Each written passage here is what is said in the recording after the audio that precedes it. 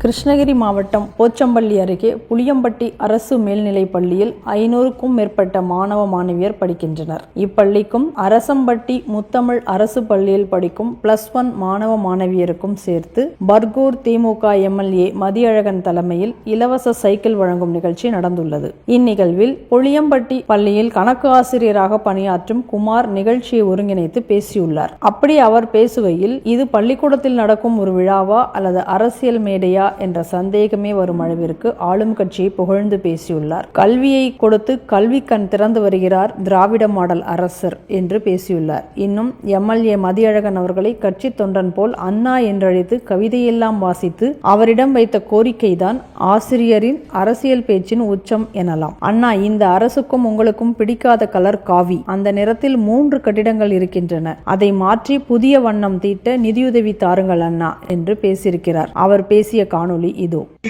ஏழை அரசு பள்ளி மாணவர்களின் மருத்துவ கனவை நனவாக்கியது.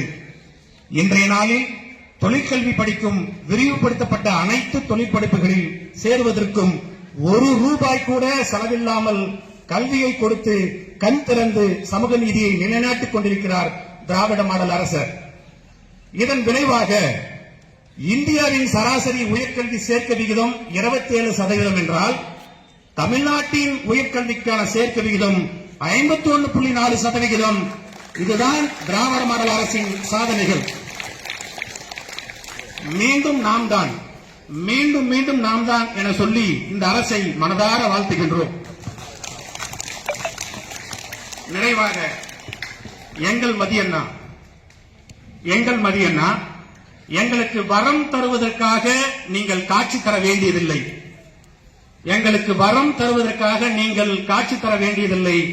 நாங்கள் வழிபடுவதற்காகவே காட்சி தந்தால் போதுமண்ணா. தலைமையிட்ட அனைத்து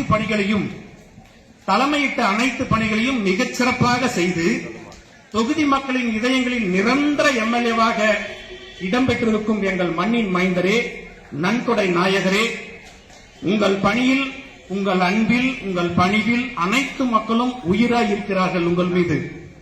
அடுத்த முறை மட்டுமல்ல அடுத்தடுத்த முறையும் இந்த தொகுதியின் சட்டமன்ற உறுப்பினர் நீங்கள் மட்டுமே. அடுத்து எங்கள் பள்ளிக்கு வருகை தரும்போது, அடுத்து எங்கள் அன்பு அண்ணன் எங்கள் பள்ளிக்கு வருகை தரும்போது சிவப்புகளுக்கு வைத்த சைரன் வண்டியில் அமைச்சராக வர வேண்டும் என்பதே எங்கள் பள்ளியின் சார்பாக வாழ்த்துகிறோம் அண்ணா. வாருங்கள் அண்ணா, சிறப்புரை தாருங்கள். கோரிக்கை வைக்கலன்னா அண்ணன் கோச்சுப்பாரு. எப்பவுமே எந்த பள்ளிக்கு போனாலும் கோரிக்கை வைக்கலன்னா அண்ணன் கோச்சுப்பாரு. அதுல நம்ம எம்எல்ஏ இன்னும் ரொம்ப கோச்சுப்பாரு. வந்தோடனே கேட்டார், குமார் ஏதாவது கோரிக்கை இருக்காங்க? ஒரே ஒரு கோரிக்கை தானே. இந்த அரசுக்கும் உங்களுக்கும் பிடிக்காத கலர் காவி. இந்த அரசுக்கும் உங்களுக்கும் பிடிக்காத கலர் காவி. அந்த நேரத்தில் 3 கட்டடங்கள் உள்ளதுன்னா அந்த நேரத்தில் 3 கட்டடங்கள் உள்ளது. அதை மாற்றி புதிய வண்ணம் தீட்ட நிதி மட்டும் அழைத்து தாருங்கள் அண்ணா. நன்றி, வணக்கம். சிறப்பளித்த வணங்க அன்பானவை அன்போடு அழைக்கின்றோம். அவரின் இந்த பேச்சு சர்ச்சையான நிலையில், கலர் மாற்றுவதற்காகத்தான் சொன்னேன், காவி என சொல்லவில்லை, அரசியல் சாயம் பூசும் வகையில் நான் பேசவில்லை என்று கூறியுள்ளார்.